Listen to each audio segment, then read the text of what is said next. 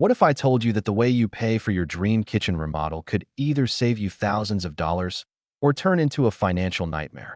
Most people jump into home renovations without realizing that how you finance the project can make or break your budget and your peace of mind. Today, I'm going to walk you through the best ways to finance your home renovation, step by step.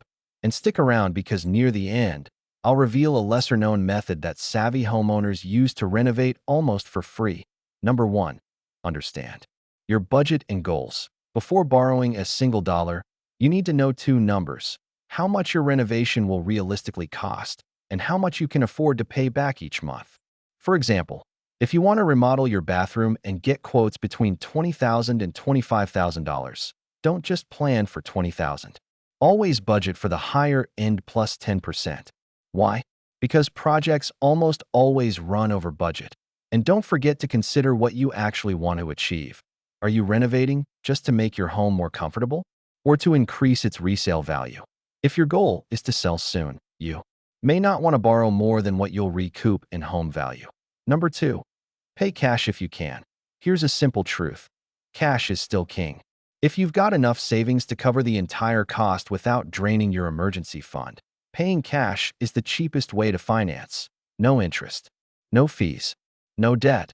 One couple I coached saved $500 a month for 3 years and managed to remodel their kitchen debt-free. But make sure you keep at least 3 to 6 months of living expenses and savings even after paying for your renovation. Wiping out all your savings just to redo your floors is not worth the risk. Number 3. Use a 0% APR credit card. But carefully, this one surprises many people. And yes, it really works. If you're disciplined, many credit cards offer introductory 0% APR for up to 18 months. If your project is relatively small, say under $15,000, and you're confident you can pay it off within the promotional period, this could save you a lot on interest. For example, if you charge a $10,000 bathroom upgrade and pay it off over 12 months, that's essentially an interest-free loan. But here's the catch: if you don't pay it off before the intro period ends, the interest rate can jump to 20% or more. Number 4. Home equity loan. Fixed and predictable. If your renovation is larger, think $30,000 to $100,000. A home equity loan is a popular option. This is essentially a second mortgage. You borrow a lump sum and repay it in fixed monthly installments over 5 to 30 years. The interest rates are typically lower than credit cards or personal loans because it's secured by your home. One family I worked with borrowed $50,000 at 6% fixed over 15 years for an addition, and their payments were about $420 a month. The downside? If you can't keep up with payments, you risk foreclosure. Number 5. Home equity. Line of credit. Flexible and convenient. A HELOC, or home equity line of credit, works more like a credit card tied to your home's value. You get approved for a maximum amount, say $60,000, and you can draw from it as needed during the draw period, usually 10 years. You only pay interest on what you actually borrow. This is great for projects that happen in phases, like renovating one room at a time. For example, one homeowner drew $20,000 the first year for a kitchen, then another $15,000 the second year for the basement, all under the same HELOC.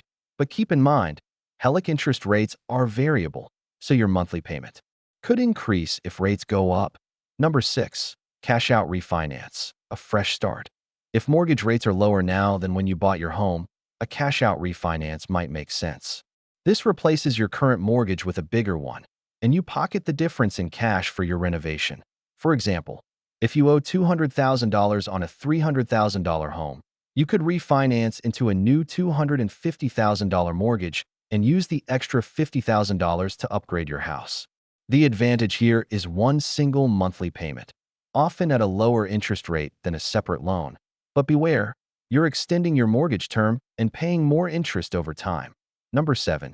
FHA 203K loan for fixer-uppers. Here's something most beginners don't know. If you're buying a home that needs serious work, you can roll the cost of renovations into your mortgage using an FHA 203K loan.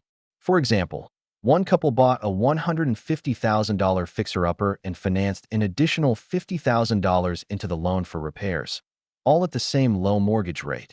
This program is backed by the government and designed specifically for renovation. However, it does come with more paperwork and stricter rules about what work you can do. Number 8. Personal loans. Fast but pricey. For smaller projects, a personal loan might be the quickest option. These are unsecured loans, meaning no collateral, so you can get approved fast, sometimes within 24 hours. For example, if you need $10,000 to replace your roof after a storm, a personal loan can get you cash fast. But here's the downside. The interest rates are higher than home equity options, often between 8 and 15%. Number 9. Contractor financing. Read the fine print. Some contractors offer financing right on the spot.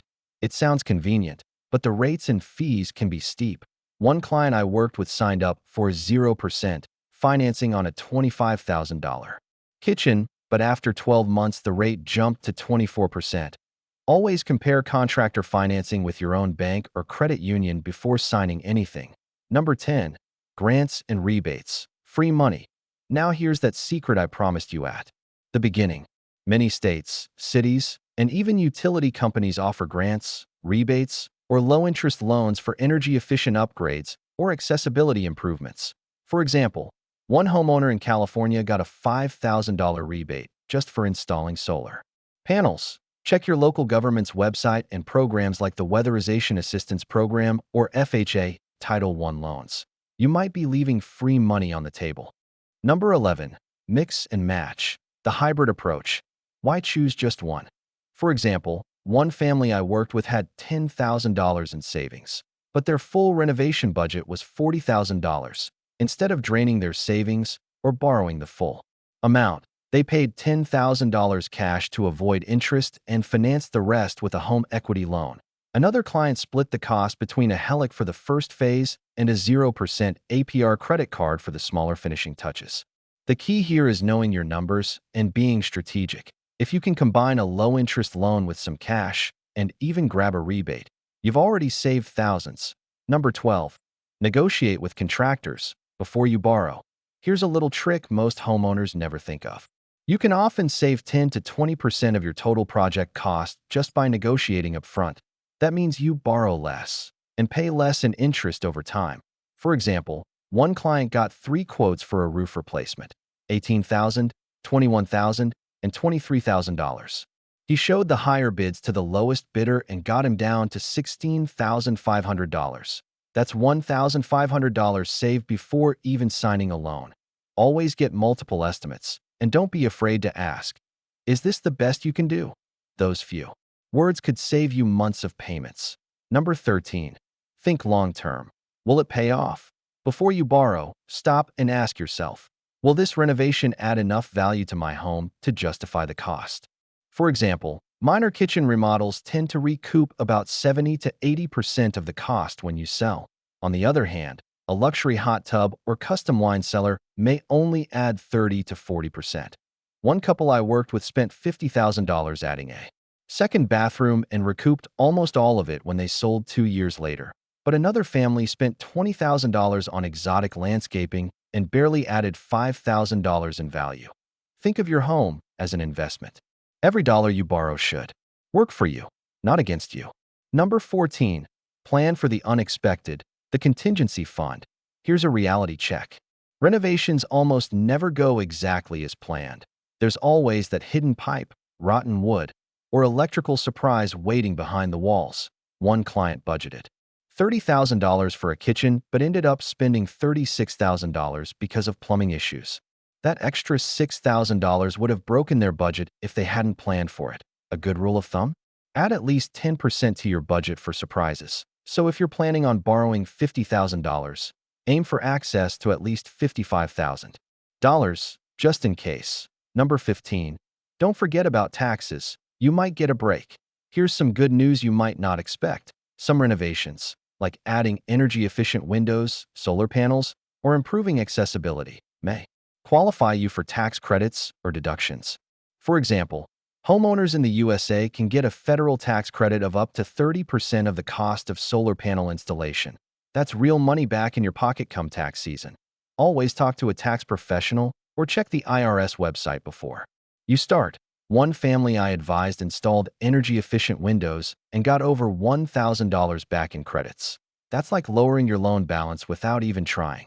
The bottom line is this: financing your home renovation doesn't have to be scary, stressful, or confusing. You have more options than you probably realized, whether you're paying cash, borrowing smart, stacking strategies, or hunting for rebates. You can make your dream home a reality without wrecking your finances. So now tell me, if you could renovate just one thing in your home today, what would it be? Drop your answer in the comments below. I can't wait to see what you're planning.